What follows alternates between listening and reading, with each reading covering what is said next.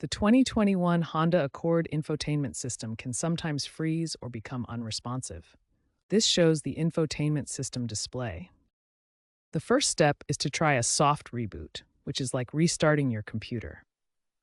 Press and hold the power button on the infotainment unit for 10 to 15 seconds until the screen turns off, then release. Wait 30 to 60 seconds for it to reboot. If that doesn't work, try a hard reset by either using the emergency reset button located under the center console or by holding the volume and power buttons simultaneously for 20 seconds. This will force a restart, clearing the cache but preserving settings. These resets address minor glitches without erasing your personal data. If basic resets don't solve the problem, a factory reset is a last resort.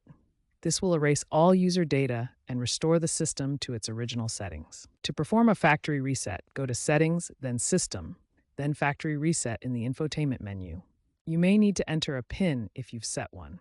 Remember to back up any important data via Honda Link before doing this, as it will be erased. For touchscreen issues like ghost touches or unresponsiveness, try using the built-in calibration tool. This is usually accessed by pressing and holding the volume knob while starting the car. If these steps don't fix the touchscreen, or if the issue persists, it may require professional diagnosis and repair from a certified Honda dealer.